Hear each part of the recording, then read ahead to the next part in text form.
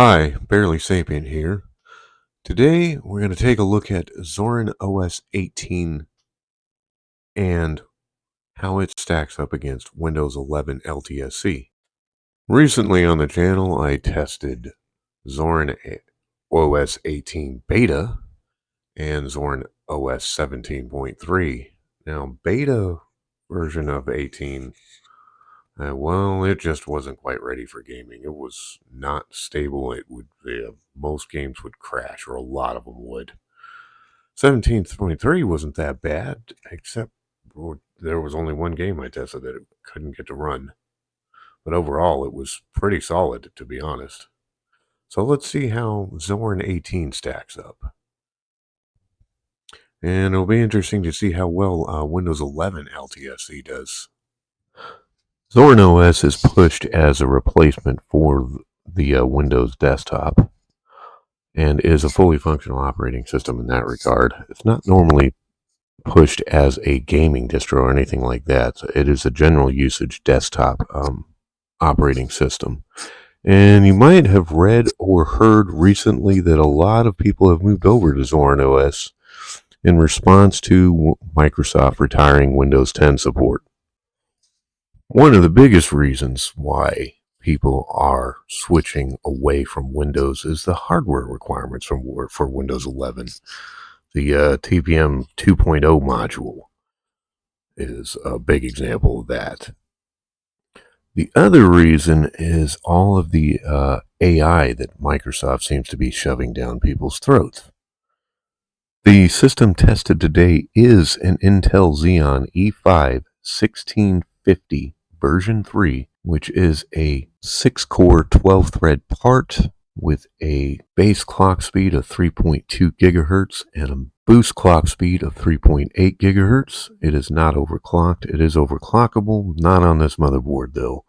This is on a Malgol x99E motherboard, which does support quad channel memory. However, this is 16 gigabytes of DDR4 2133 in dual channel configuration, and an Nvidia Quadro M4000, which is got 8 gigabytes of VRAM, and is a little bit faster than a GTX 960, a little bit slower than a 970, but it does have that extra VRAM, as well as a 512 gigabyte NVMe SSD and various other drives for games. So, in this video, we'll also be kind of evaluating, well, should you go out and get some of those Chinese x99 motherboards? Can you still use it with Windows? Is it viable to use it on Linux as well? Or maybe you already have an x99 system and want to see how well it would game using Zorin OS 18. Most of the time, you can find old Xeon parts for x99 for fairly reasonable, actually quite cheap prices, much cheaper than their Core i7 counterparts. The thing is about x99 motherboards, though, branded parts like ASUS or Gigabyte or MSI, etc., used ones are still going to be fairly expensive. At that point, you might as well just get a brand new AM4 motherboard. Sometimes you can even find those cheaper. If you're patient, you can sometimes find a really good deal on an auction. Or you have the option of buying a Chinese off-brand x99 motherboard. Might not even have a true x99 chipset. They're going to have lesser configurations for VRMs too.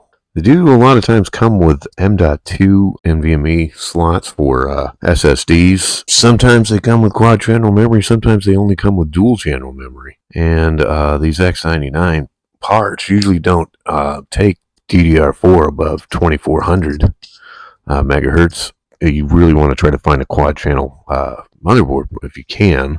So are these off-brand motherboards from China worth it? That's, I guess, the other part of this equation here, isn't it? On a fresh boot, Zorin OS 18 uses 1.8 gigabytes of RAM. On a 16 gig system, that's not too bad. on a fresh boot on this same system using Windows 11. The memory usage is a lot higher at 2.6 gigabytes on this very same 16 gigs system. Cyberpunk 2077 is definitely one of the more demanding games that's come out in the last few years.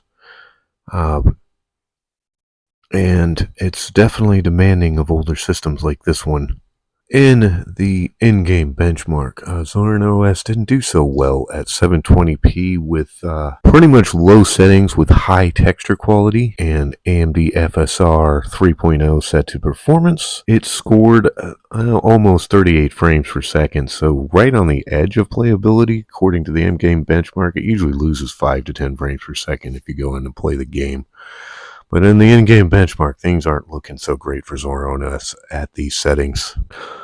Zorin OS made up for it quite well in actual in-game compared to the built-in benchmark. I was surprised, as it averaged 49.3 frames per second, had a 1% low of 34.3 frames per second, and a 0.1% low of 28.7 frames per second. It's actually not bad, despite the in-game benchmark.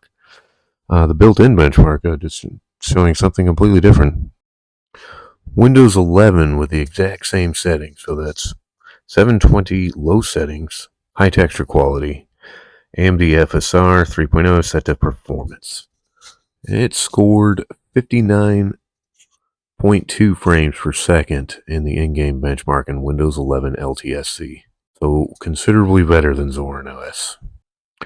And ironically, the in-game benchmark was pretty accurate as far as what happens when you actually go and play the game in Windows 11 as well, as it averaged 60.6 frames per second, had a 1% low of 37.6 frames per second, and a 0.1% low of 14.3 frames per second. So still better than Zorin OS in actually playing in-game. The one thing I can say about Zorin OS is the 0.1% lows were higher, so over a longer gaming session, it might seem a little more stable, even if Windows is getting you an average of 60 frames per second and Zorin OS is not. In Grand Theft Auto Enhanced, Zorin OS and the settings are 720p, the minimum settings. It did all right. It scored 86.5 frames per second for the average, a 1% low of 41.8 frames per second, and a 0.1% low of 34.8 frames per second. I've got to say it though, Windows 11 LTSC absolutely mopped the floor with Zorin OS 18 and Grand Theft Auto 5 Enhanced. Wasn't even close. The average frame rate was 111.3 frames per second. The 1% low was 71.3 frames per second, and the 0.1% low was 60 frames per second, so it didn't even drop below 60. On this old Xeon, though, and Zorin OS, I noticed that, well, 6 threads were heavily hammered in Grand Theft Auto 5 Enhanced, while others were hardly used at all on this old 6-core 12-thread part. And I wonder if that had something to do with the performance difference between the two operating systems. This is Horizon Zero Dawn Complete Edition, the built-in benchmark. This game was the only game in Zorin OS 17.3 that I was not able to get to work on the Nvidia Quadro M4000. Now, here in Zorin OS 18, using a different processor and motherboard and RAM configuration, it is working, so that's a win for Zorin OS 18, I think.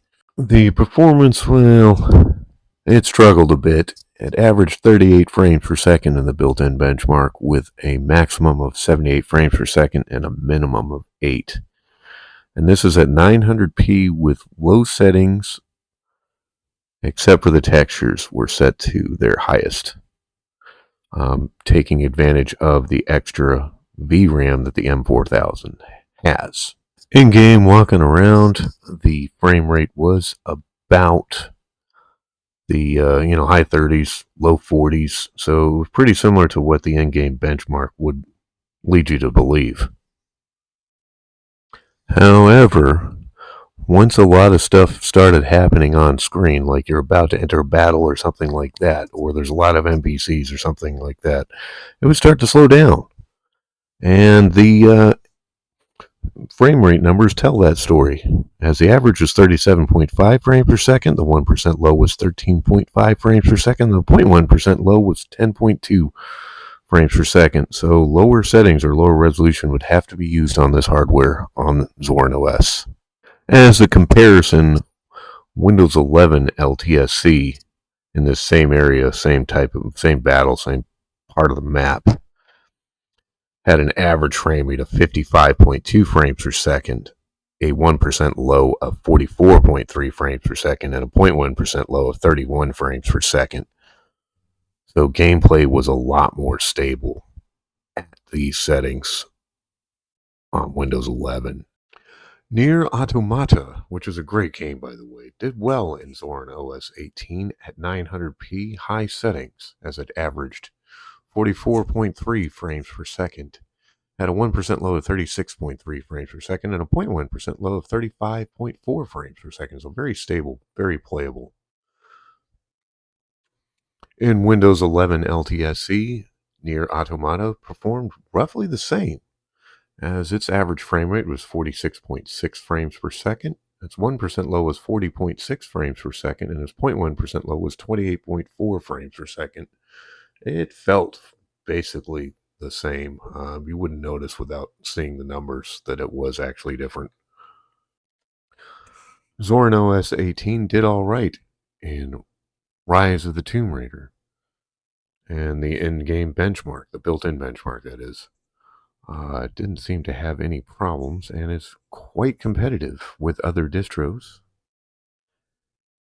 and Windows, as it averaged 66.6 frames per second and had lows in the mid to high 20s in the various sections of the built-in benchmark. Windows 11 LTSC at the very same settings had a very similar score.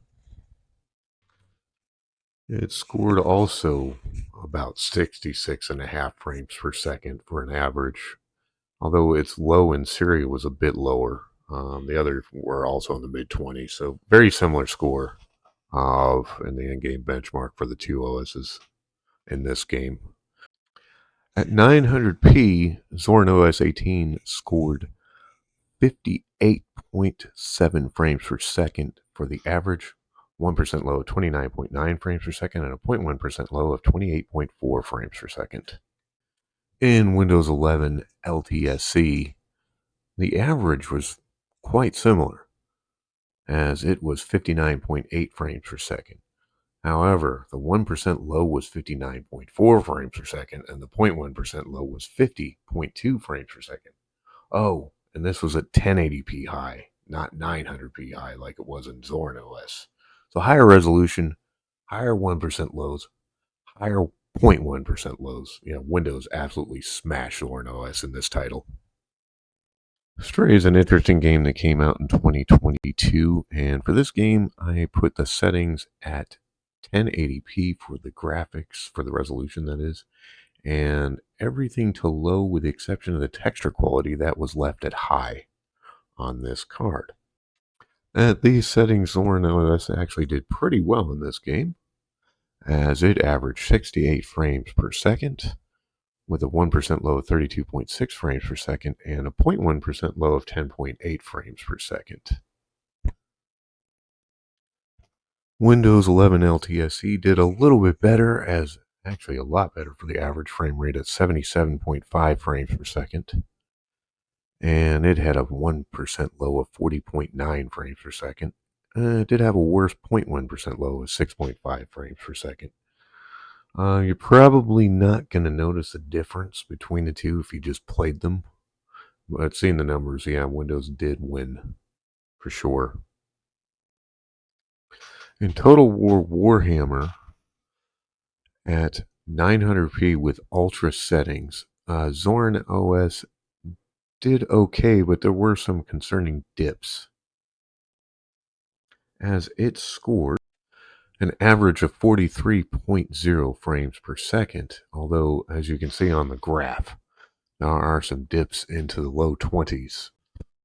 Windows 11 LTSC again outperformed Zorin OS 18, as it scored 49.9 frames per second and dipped only into the mid 30s once.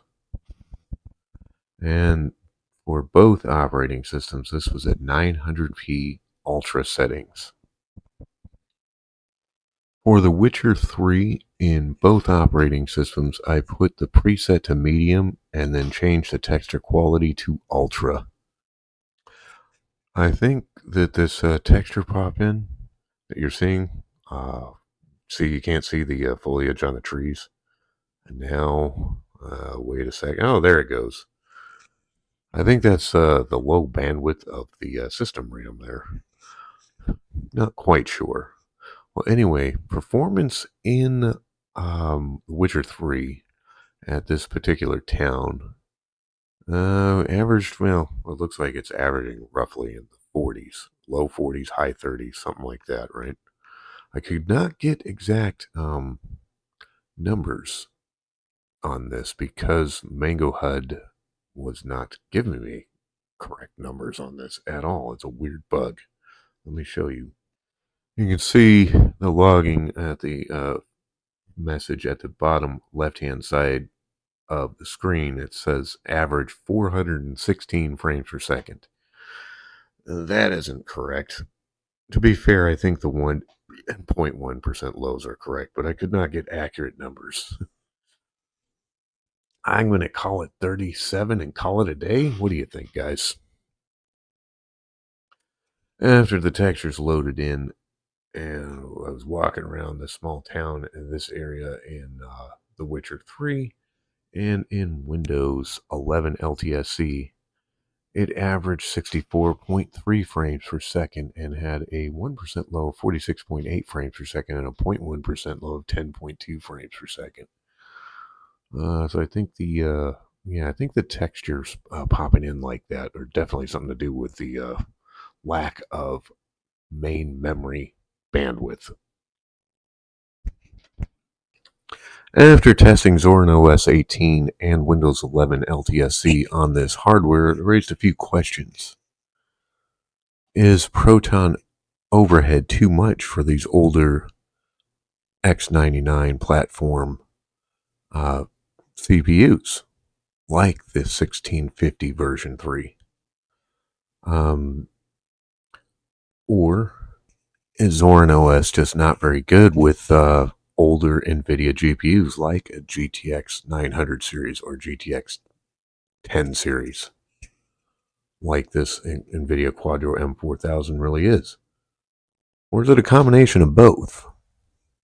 Realistically, Zorin OS 18 was only competitive with Windows 11 LTSC in 2 or 3 titles out of the 9 that I tested. The others, Windows 11, wiped the floor with Zorin OS.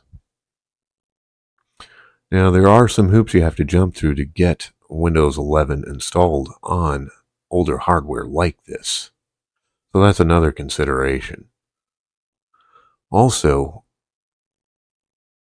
Zorin OS might perform a lot better on an AMD GPU. It must be stated, though, you can still game on Zorin OS. The X99 platform is still something you can game on if you have tempered expectations.